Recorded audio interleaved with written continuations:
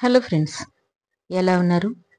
ఈరోజు మనం ఒక బౌద్ధ కథను అనుసరించి మీ జీవితం మీరు అనుకున్నట్లుగా ఉండాలి అంటే ఏం చేయాలి అనే దాని గురించి మాట్లాడుకుందాం. నేటి కథ ఒక 24 ఏళ్ల కుర్రాడు ఒక ఇంటి యజమాని దగ్గర పనిచేసేవాడు. అతని తల్లిదండ్రులు ఈ లోకంలో లేరు. అతని జీవితం చాలా కష్టాలతో గడిచిపోయింది. అతను డబ్బు సంపాదించి రోజు ఇంటికి వెళ్లి వంటలు చేసుకునేవాడు. అతను రోజు పని చేసుకుని ఇంటికి వచ్చి తిని నిద్రపోయేవాడు.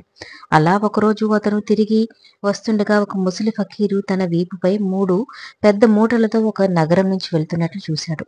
అతను చాలా వృద్ధాప్యంలో ఉన్నాడు. అంతేకాకుండా చాలా కాలం పాటు ప్రయాణించాడు. చివరికి కొంత దూరం నడిచాడు. అలా నడుస్తూ అలసిపోయి ఆ ముసలి ఫకీరు దారిలో వెళ్తున్న యువకుని చూశాడు. ఆ ముసలి ఫకీరు వెనక నుండి విన్నవించే స్వరంతో అన్నాడు, వినండి బాబు, నాకు కొంచెం సహాయం చేయగలవా? ఈ సంచులు చాలా బరువుగా ఉన్నాయి. నేను ముసలివాడిని అయ్యాను. వాటి భారాన్ని నేను ఎక్కువసేపు భరించలేను. నేను కూడా చాలా అలసిపోయాను. నువ్వు నాకు సహాయం చేస్తావా? దానికి ప్రతిఫలంగా నేను 2 బంగారు నాణాలు ఇస్తాను అని ఆ యువకుడితో అంటాడు. ఆ అబ్బాయి ఫకీరు మాటలన్నీ విని, పర్లేదు బాబా, నేను నీకు సహాయం చేయడానికి సిద్ధంగా ఉన్నాను అని చెప్తాడు. నువ్వు ఎక్కడికి వెళ్ళాలనుకుంటున్నావో చెప్పు అని ఆ కట్టెను తన భుజంపై వేసుకోగానే ఆ కట్టె నిజంగానే చాలా బరువైందిగా గ్రహించాడు బాలుడు. ఫకీరు అలానే దారిలో ముందుకు వెళ్ళసాగారు. కొంతసేపు నడిచిన తర్వాత గ్రామం బొగ్గింపు రావడం ప్రారంభమైంది. ముందుకు వెళ్లే కొద్దీ ఒక నిర్జన రహదారి కనపడుతుంది. అలా వెళుతూ వెళుతూ మార్గ మధ్యంలో ఉండగా ఆ బాలుడు ఫకీర్తో, బాబా, ఈ మూటలో ఏముంది అని అడుగుతాడు. దానికి ఆ ఫకీరు, ఏం లేదు, ఇది కొన్ని రాగి నాణాలతో నిండుంది అన్నాడు. ఫకీర్ నుంచి ఆ సమాధానం విని ఆ అబ్బాయి తన మనసులో ఆలోచించడం ప్రారంభించాడు. ఆ బాబా వ్యాపారవేత్త అయి ఉండాలి, అందుకే ఇన్ని రాగి నాణాలు తన వెంట తీసుకువెళ్తున్నాడు అని అనుకున్నాడు. కానీ అప్పుడు తన మనసులో ఇంకో ఆలోచన వచ్చింది. అయినా ఇవన్నీ నాకెందుకు, ఈ మూటను మాత్రమే మరో ఊరికి తీసుకువెళ్ళాలి అనే ఆలోచన తన మనసులో నుంచి రాగి నాణాల ఆలోచనను తొలగించి నడుస్తూ నడుస్తూ మరికొంత సమయం గడిచిపోయింది. అతను ఒక నది దగ్గర నిలబడ్డాడు. బాలుడు చాలా బలంగా ఉన్నాడు, చాలా ఆరోగ్యంగానూ ఉన్నాడు. అందుకే అతను పెద్దగా ఆలోచించడానికి నదిలోకి వెళ్ళాడు. కానీ ఫకీర్లో ఇంకా ఒడ్డున నిలబడి ఉండడం చూసి బాలుడు అడిగాడు, ఏమైంది బాబా, ఎందుకు ఆగిపోయారు? రండి, మనం ఈ నదిని దాటాలి. అప్పుడు మాత్రమే మనం ఆ గ్రామానికి చేరుకోగలుగుతాం అని చెప్పాడు. దానికి సమాధానంగా ఫకీరు బాలుడితో ఇలా అంటాడు, మనం ఈ నదిని దాటాల్సి ఉంటుందని నాకు తెలుసు. నేను ఇప్పుడు ముసలివాణ్ణి అయ్యాను. అందుకే ఈ నదిని దాటలేను. నా దగ్గర ఉన్న మరో బ్యాగ్ కూడా తీసుకుని వెళ్ళడానికి సహాయం చేస్తే మీకు మరో 2 బంగారు నాణాలు ఇస్తానని అంటాడు. మీరు నాకు బంగారు నాణాలు ఇవ్వకపోయినా కూడా నేను ఖచ్చితంగా నిన్ను ఆ ఇతర గ్రామానికి తీసుకువెళ్తాను అని ఆ అబ్బాయి చెప్తాడు. ఆ అబ్బాయి రెండవ కట్టెను అతని భుజంపై ఉంచుకున్నప్పుడు ఆ కట్టె కూడా చాలా బరువుగా అనిపించింది. ఇద్దరు నది దాటిన తర్వాత మాట్లాడుకుంటూ ఫకీర్ని అడిగాడు, ఈ రెండవ కట్ట కూడా చాలా బరువుగా ఉంది కాబట్టి దానిలో ఏముంది అని అడిగాడు. ఈ కట్టలో 2 నాణాలున్నాయి, అందుకే అది బరువుగా ఉంది అని బాబా జవాబిచ్చాడు. ఆ ఫకీరుడి మాటను విని ఆ కుర్రాడి మనసు వేగంగా పనిచేయడం ప్రారంభించింది. బాబా చాలా దూరం నుంచి వస్తున్నారు మరియు వాళ్ళు తమ భూమి అంతా అమ్మి ఈ నాణాలను సేకరించారు. అందుకే వాళ్ళు తమతో చాలా డబ్బును తీసుకువెళ్తున్నారు అని ఆ అబ్బాయి అనుకున్నాడు. కొంచెం సేపు నడిచిన తర్వాత ఆ యువకుడు నిర్జన రహదారికి చేరుకోగానే అతని మనసులో రకరకాల ఆలోచనలు మొదలయ్యాయి. నేను ఈ నాణాలను తీసుకుని ఇక్కడి నుంచి పారిపోతాను. అప్పుడు ఫకీర్ను నా వెనక ఎంతవరకు చెప్తారు? అతను నన్ను పట్టుకోగలడు అని అనుకోవట్లేదు. మరియు వారికి సహాయం చేసేవారు ఇక్కడ ఎవరూ ఉండరు. నేను వాటితో మంచి షాప్ కొనుక్కోవచ్చు. నా సొంత వ్యాపారాన్ని ప్రారంభించుకోవచ్చు. ఎలా అయినా ఈ ముసలి ఫకీర్ ఈ డబ్బుని ఏం చేస్తాడని ఆ అబ్బాయి తనలో తాను ఆలోచించుకోసాగాడు. అకస్మాత్తుగా అతను తన గురించి ఆశ్చర్యపోతాడు. ఓ, ఈ ఫకీరు బాబా ఎక్కడి నుంచి వస్తున్నారో నాకు తెలియదు. వాళ్ళు ఈ నాణాలను ఎంత కష్టపడి సేకరించారో కూడా నాకు తెలియదు. వాటిని తీసుకోవడం అనేది తప్పు. లేదు, నేను అలా చేయకూడదు అని అతను తన ఆలోచనలను కొంత సమయం వరకు నియంత్రించుకున్నాడు. కానీ కొద్దిసేపటికే తన మనసులో అత్యాశతో కూడిన ఆలోచనలు అతనిపై ఆధిపత్యం చెలాయించాయి.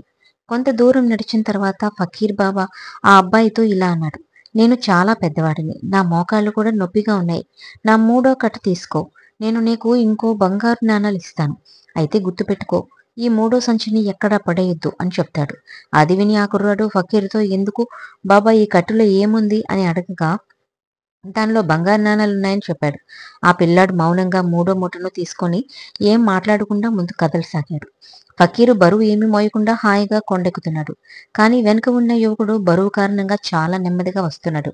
కానీ బంగారు నాణాల పేరు విన్నప్పటి నుంచి అతని మనసు పరిగెడుతుంది. ఈ నాణాలన్నీ నాకు లభిస్తే నేను నా జీవితంలో సెటిల్ అయిపోవచ్చు అని అనుకున్నాడు. కానీ ఇంతలోపే ఈసారి ఆ బాలుడు ఆ ఫకీర్ బాబా ఒక దొంగేమో అని, లేదా ఒక వ్యాపారవేత్త అప్పుడు అని ఆ పద్ధతిలో కాలినడకన ప్రయాణించాడు. అతని వద్ద అంత డబ్బుంటే అతను ఖచ్చితంగా ఏదో ఒక మార్గాన్ని ఉపయోగిస్తాడు. దొంగ యొక్క డబ్బులను మనం దొంగలిస్తే ఏంటి నష్టమని ఆలోచించాడు. దాంతో బాలుడు చాలా వేగంగా కొండపైకి ఎక్కడం మొదలుపెట్టాడు. మెల్లగా ఫకీర్ను అధిగమించాడు. అతను ఈ కొండ ఎక్కడం పూర్తి చేసిన వెంటనే ఈ 3 కట్టెలతో నేను పారిపోతాను. ఆ డబ్బు అంతా నాదే అవుతుంది.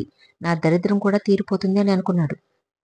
అప్పుడు బాలుడు ఫకీర్ యొక్క దృష్టి నుంచి తప్పించుకొని ముందుకు వెళ్తూ ఉండగా ఒక్కసారిగా ఆ 3 మూటల కట్టెల బరువును తగ్గినట్టుగా అనిపిస్తుంది.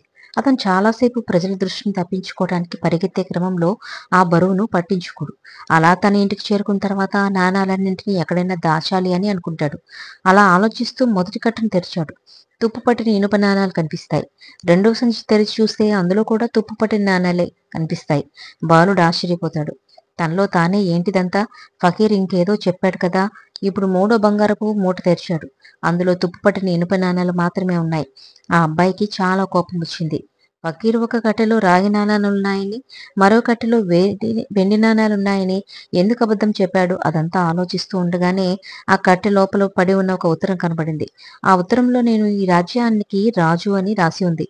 నాకు పిల్లలు లేరు. అందుకే నేను నా రాజ్యం నుంచి ఈ రాజ్యానికి రాజుగా మారగల మరియు రాజ్యభారాన్ని నిర్వహించగల నిజాయితీ అయిన వ్యక్తి కోసం వెతుకుతున్నానని రాసి ఉంది. అతను పూర్తిగా నిజాయితీపరుడు మరియు అతని మనసులో ఎలాంటి దురాశ లేనివాడు ఈ రాజ్యభారాన్ని తట్టుకోగలడు అని కూడా ఉంది. ఆ అబ్బాయి లేఖ చదవగానే గట్టిగా అరవడం ప్రారంభించాడు. అతను తన మనసులోని ఆలోచనలు అదుపులో చేసుకుని ఉంటే అతని జీవితం మారిపోయేది కదా అని అనుకున్నాడు. కానీ దురదృష్టవశాత్తు అతను తన మనసును నియంత్రించుకోలేకపోయాడు. మహాత్మా బుద్ధుడు చెప్పింది ఏంటంటే, ఆలోచనలే అన్ని. మనం ఏమనుకుంటున్నామో అదే మనం అవుతాం. అందుకే మన మనసు యొక్క అనియంత్రిత ఆలోచనలు మనల్ని జాగ్రత్తగా చూసుకోవాలి అని మహాత్మా బుద్ధుడు చెప్పాడు. మన మనసులో నడిచే ఆలోచనలు పదాలుగా మారతాయి. పదే పదే పునరావృతమైనప్పుడు అదే చర్యలుగా అలవాట్లుగా మారుతాయి. కాలక్రమేణా అలవాట్లు మన విధిని కూడా ఏర్పరుస్తాయి. అందుకే మన ఆలోచనల గురించి ఆలోచించుకోవడం చాలా ముఖ్యం. మన మనసులో ఎలాంటి ఆలోచనలు తలెత్తుతున్నాయో తెలుసుకోవడం కూడా ముఖ్యమే. బలహీనత ఎప్పుడూ ఒక చిన్న ఆలోచనతో మొదలవుతుంది. ఆ ఆలోచన విత్తనం సకాలంలో నాశనం కాకపోతే ఈ చిన్న ఆలోచన త్వరగా పెరిగి ఒక మహావృక్షంగా మారుతుంది. అదే మన మేధస్సు సామర్థ్యాన్ని పూర్తిగా నాశనం చేస్తుంది. అందుకే మన మనసులో మొదటిసారి తప్పుడు ఆలోచన వచ్చినప్పుడే దాన్ని పూర్తిగా పెకలించి వేయాలి. లేకుంటే అది అతి త్వరలో ఒక పెద్ద వృక్షం యొక్క రూపాన్ని తీసుకొని ఏదో ఒక విధంగా ఇబ్బందులను కలుగు చేస్తుంది. మనల్ని తప్పుదారిలో పడేస్తుంది. అప్పుడు మనం కోరుకున్న దాన్ని ఆపలేం.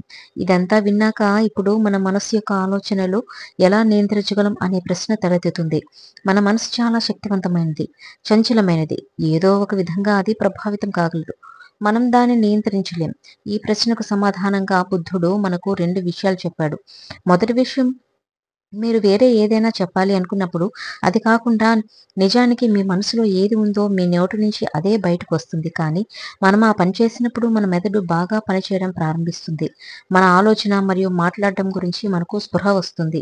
మీరు ఏదైనా పని చేయబోతున్నప్పుడు ముందుగా మిమ్మల్ని మీరు ప్రశ్నించుకోవాలి. నేను ఏం చేయబోతున్నాను? దాని వెనుక నా ఉద్దేశం ఏమిటి? నేను ఇతరులకు బాధ పెట్టాలనుకుంటున్నానా? లేదా నేను ఇతరులను నిరాశపరచాలనుకుంటున్నానా? అని మిమ్మల్ని మీరు ప్రశ్నించుకోవడం, వాళ్ళు మీ ఎంతో ముఖ్యమైన విషయం, మీలో సానుకూల శక్తి ప్రవహించడం ప్రారంభించినప్పుడే మీరు సానుకూలంగా మారుతారు. మీరు మీ ఉద్దేశాలతో కనెక్ట్ అవ్వడం ప్రారంభిస్తారు. మీలో ఉన్న ప్రతికూల శక్తి మరియు ప్రతికూల ఉద్దేశాలు రోజు రోజుకు తగ్గుతాయి. అయితే మీరు ప్రతిరోజు దీన్ని చేయాలని గుర్తుంచుకోండి. మీరు ఎల్లప్పుడూ మంచి ఉద్దేశాలను కలిగిన విషయాలను మాత్రమే ఆలోచించాలని గుర్తుపెట్టుకోండి. అప్పుడు మాత్రమే మీరు దుఃఖం మరియు కష్టాల నుంచి తప్పించుకోగలరు. లేకుంటే మీరు దుఃఖాలు మరియు ఇబ్బందులతో ఉంటారు. దాని నుంచి ఎప్పటికీ బయటపడలేరు. కాబట్టి మీ ఆలోచనల పట్ల సరైన అవగాహనను పెంచుకోండి. క్రమక్రమంగా మీ మనసు ప్రశాంతంగా మారుతుంది. ప్రతికూల ఆలోచనలన్నీ అదృశ్యమవుతాయి. మీరు శాంతి వైపు వెళ్ళటం మొదలవుతుంది.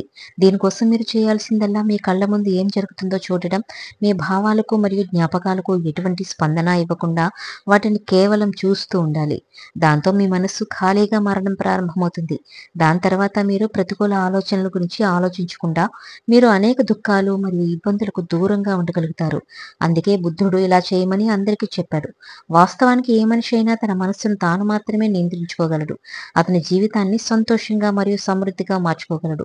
అందుకే మీరు కూడా మీ జీవితాన్ని సంతోషంగా మరియు సంపన్నంగా మార్చుకోవాలనుకుంటే మొదట మీరు మీ మనసును నియంత్రించుకోవాలి. మీ మనసులో మెదులుతున్న ఆలోచనల గురించి మీరు క్షుణ్ణంగా తెలుసుకోవాలి.